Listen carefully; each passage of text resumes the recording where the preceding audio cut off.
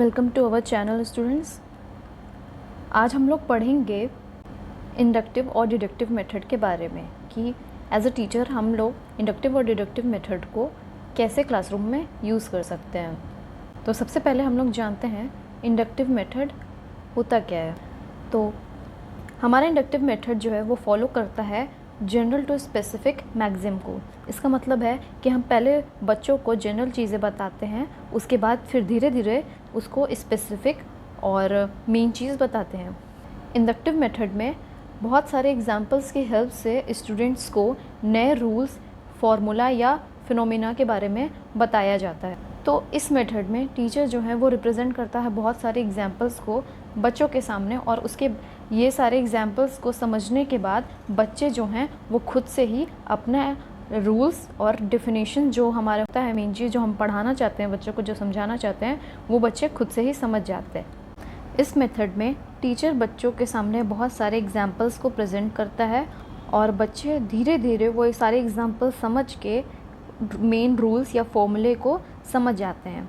जैसे एग्जांपल के लिए हम लोग ये समझते हैं कि आप क्लासरूम में पढ़ा रहे हो और आप एक बच्चे को खड़ा करवाते हो, उससे पूछते हो कि बेटा आपका नाम क्या है।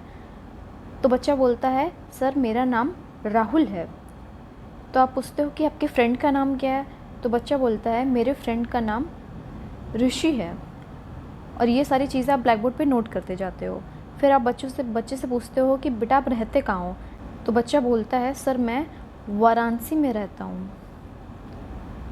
उसके बाद आप पूछते हो कि वाराणसी में कौन सी नदी है जो बहुत ज़्यादा फेमस है। तो बच्चा बोलता है गंगा। उसके बाद आप बच्चे से पूछते हो कि आप अपने घर से स्कूल कैसे आते हो। बच्चा बोलता है सर मैं बस से आता हूँ। आप ये सारे चीज़ें ब्लैक बोर्ड पे नोट करते जाते हो और बाकी सारे बच्चे इस चीज़ को देखते हैं। फिर आप पूछते हो बच्चों से कि ये सारी चीज़ें क्या हैं। तो बच्चे बोलते हैं ये सारे नाम हैं किसी जगह का या किसी चीज़ के या किसी इंसान का। फिर आप बच्चों को समझाते हो कि किसी भी पर्सन के नेम को, किसी भी प्लेस के नेम को, किसी भी थिंग के नेम को या एनिमल के नेम को जब हम लोग बताते हैं उसे हम लोग इंग्लिश ग्रामर में नाउन कहते हैं।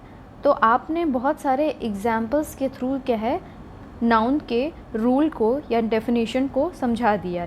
हमारा ये जो मेथड है ये सक्सेसफुल तभी हो सकता है जब टीचर को बच्चों के कॉग्निटिव लेवल, उनके स्टेटस, उनके प्रीवियस नॉलेज के बारे में उन्हें पता हो।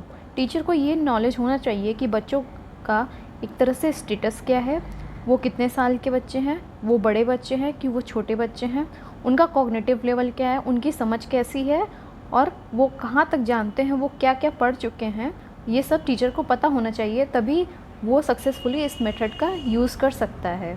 सो टीचर को बहुत सारे एग्जाम्पल्स को बच्चों के सामने प्रेजेंट करना चाहिए ताकि बच्चे का कॉन्सेप्ट जो है वो क्लियर हो जाए।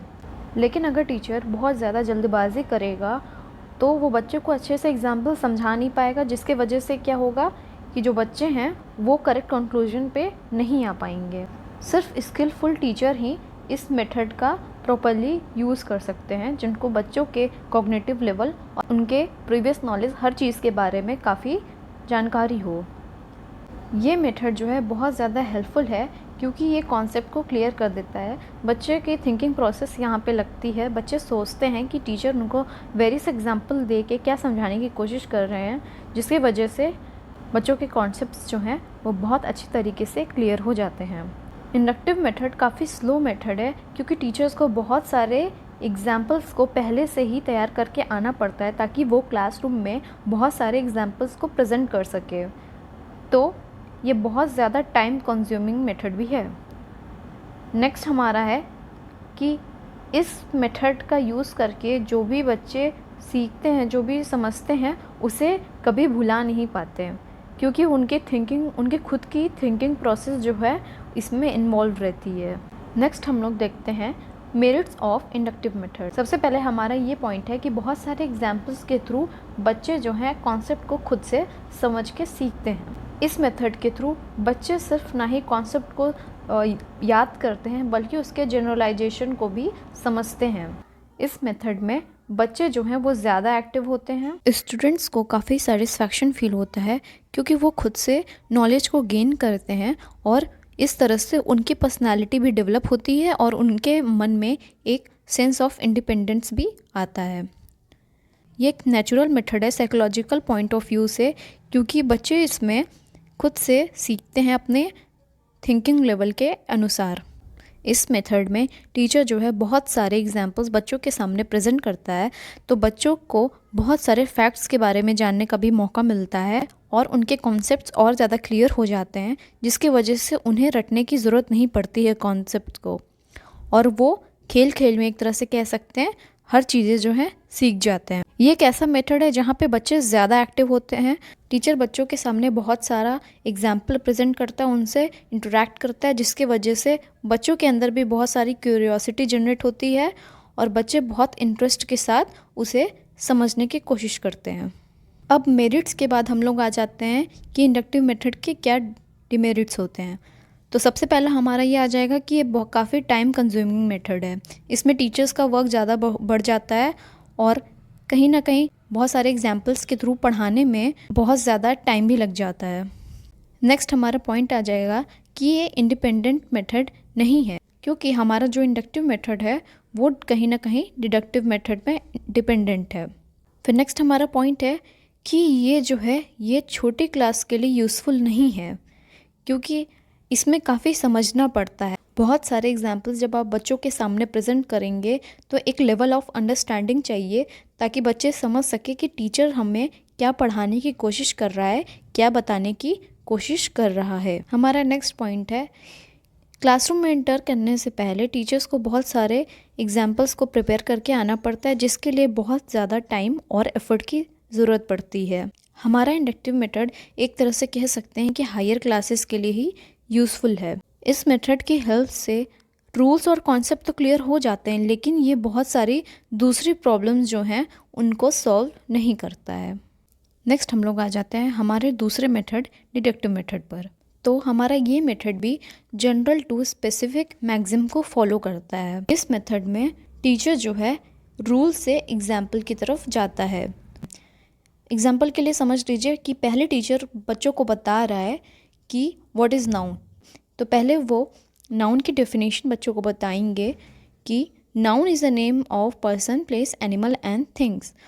उसके बाद फिर बच्चों को वो एग्जाम्पल देंगे, जैसे table, chair, Ram, Ganga, fox, tiger etcetera. तो इस मेथड में बच्चों को जनरल लॉ जो है वो पहले बताई जाती है किसी भी केस की, उसके बाद बहुत सारे एग्जाम्पल्स दिए जाते हैं उस चीज़ को, उस लॉ को प्रूव करने के लिए। सो अनलाइकली इंडक्टिव मेथड, हमारा जो ये मेथड है कोई भी न्यू नॉलेज नहीं देता है, सिर्फ इसमें कॉन्सेप्ट या लॉ को जो है एक तरह से इंट्रोड्यूस करवाया जाता है और उसके बाद उसे प्रूव करने के लिए बहुत सारे एग्जाम्पल्स दिए जाते हैं। हमारा नेक्स्ट पॉइंट है कि ये बहुत क्विक मेथड है। इसमें बच्चों को रेडीमेड नॉलेज दिया जाता है, बच्चों को रूल और कॉन्सेप्ट पहले दे दिया जाता है। तो क्या होता है कि बच्चों को यहाँ पे अपनी नॉलेज, अपनी थिंकिंग को ज़्यादा यूज़ करने का मौका नहीं मिलता है। सो ये मेथड जो है ये एक तरह से दूसरों पे डिपेंडेंस को इनकरेज करता है। बच्चा जो है वो नॉलेज जो है वो बोरो कर रहा है दूसरे से, वो खुद से जो है कॉन्सेप्ट को नहीं समझ रहा है, वो टीचर से वो सारी नॉलेज जो है बोरो कर रहा है। नेक्स्ट हम लोग देखते हैं मेरिट्स ऑफ डिडक्टिव मेथड। तो ये लेस टाइम कंज्यूमिंग है, इसमें ज़्यादा टाइम नहीं लगता क्योंकि टीचर्स जो है वो सारी चीज़ें जल्दी जल्दी प्रेजेंट कर देता है और बच्चों के साथ इतना इंटरेक्शन करने का टीचर को मौका नहीं मिलता। इस मेथड में स्टूडेंट्स जो हैं वो अपने नॉलेज को ईजिली प्रैक्टिस कर सकते हैं जो उन्होंने गेन किया है। नेक्स्ट पॉइंट है हमारा जो ये मेथड है ये कोई भी लेसन पढ़ाने के लिए, किसी भी सब्जेक्ट का कोई भी लेसन पढ़ाने के लिए बहुत ज़्यादा फेवरेबल है। यहाँ पे टीचर का काम भी बहुत ईजी हो जाता है, वो सीधे रूल प्रेजेंट करते हैं, उसके बाद एग्जाम्पल देते हैं। तो हमारा डिडक्टिव मेथड ये एक हेल्पिंग मेथड है इंडक्टिव मेथड का। डिडक्टिव मेथड ज़्यादातर हायर क्लासेस में यूज़ किया जाता है। यहाँ पे स्टूडेंट और टीचर दोनों का ही जो काम है वो बहुत कम हो जाता है। In comparison to inductive method. Next हम लोग देखते हैं कि डिडक्टिव मेथड के क्या क्या डिमेरिट्स हैं। तो सबसे पहले हमारा पॉइंट है कि इस मेथड के थ्रू जो नॉलेज गेन होता है वो परमानेंट नहीं होता है, क्योंकि बच्चे जो हैं इसमें उनको रूल्स वगैरह हर चीज़ प्रेजेंट करके दे दी जाती है, तो उनको बहुत ज़्यादा रटना पड़ता है बिना कॉन्सेप्ट को अच्छे से समझे। हमारा नेक्स्ट पॉइंट है कि ये लोअर क्लासेस के लिए ज़्यादा यूज़फुल नहीं है, ये फोकस करता है बहुत ज़्यादा रटने पे, ये साइकोलॉजिकल मेथड नहीं है। और नेक्स्ट है कि इसका जो सक्सेस है वो डिपेंड करता है इंडक्टिव मेथड पे। तो आप पहले बच्चों को अगर रूल्स दे दोगे और उनको अच्छे से समझाओगे नहीं तो बच्चों को समझ में नहीं आएगा जब तक आप उनको एग्जाम्पल्स नहीं देंगे। तो ये इंडक्टिव मेथड पे बहुत ज़्यादा डिपेंडेंट है। टीचर का यहाँ पे एक्टिव रोल है और बच्चे जो हैं वो सिर्फ टीचर पे एक तरह से डिपेंडेंट रहते हैं। आइए इंडक्टिव डिडक्टिव के कुछ एग्जाम्पल्स देख लेते हैं। He is going home, they are playing basketball, she is running, I am doing homework. So teacher ये सारे एग्जाम्पल्स जो हैं वो बच्चों के सामने प्रेजेंट करेगा। बच्चे ये सारे एग्जाम्पल्स देखेंगे, समझने की कोशिश करेंगे, तो उन्हें लगेगा कि यहाँ पे नेम की जगह कुछ दूसरे वर्ड्स यूज़ हुए हैं। ठीक है, उसके बाद टीचर जो है वो डेफिनेशन देगा कि वो सारे वर्ड्स जो एक तरह से नाउन के प्लेस पे आते हैं हम उन्हें प्रोनाउन कहते हैं। तो बच्चों का जो ये कॉन्सेप्ट रहेगा वो और क्लियर हो जाएगा और उसके बाद फ्यूचर में वो कभी भी कोई ऐसा वर्ड देखेंगे तो उनको चीज़ें तुरंत याद आ जाएगी कि ये प्रोनाउन है क्योंकि ये नाउन की प्लेस पे आया है।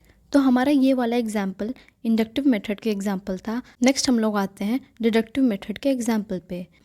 तो हम लोग यहाँ पे मैथ्स के रूल के थ्रू समझते हैं कि जैसे टीचर यहाँ पे सबसे पहले रूल बता रहा है कि कोई भी नंबर अगर 0 से मल्टीप्लाई होती है तो रिज़ल्ट 0 आता है। फिर वो बच्चों के सामने एग्जाम्पल्स प्रेजेंट करेगा कि जैसे हम लोग 12 को 0 से मल्टीप्लाई किए हैं तो आंसर 0 आया। फिर 3300 को अगर हम लोग 0 से मल्टीप्लाई किए तो भी रिज़ल्ट 0 आया। 6786 को अगर 0 से मल्टीप्लाई किए तो भी रिज़ल्ट 0 आया। तो कोई भी नंबर अगर हम लोग 0 से मल्टीप्लाई करते तो आंसर हमेशा 0 ही आता है। So thank you friends, I hope आपको इंडक्टिव मेथड और डिडक्टिव मेथड अच्छे से समझ में आ गया होगा। सो प्लीज़ चैनल को लाइक और सब्सक्राइब करें और अपने ज़्यादा से ज़्यादा फ्रेंड्स के साथ शेयर करें। Thank you.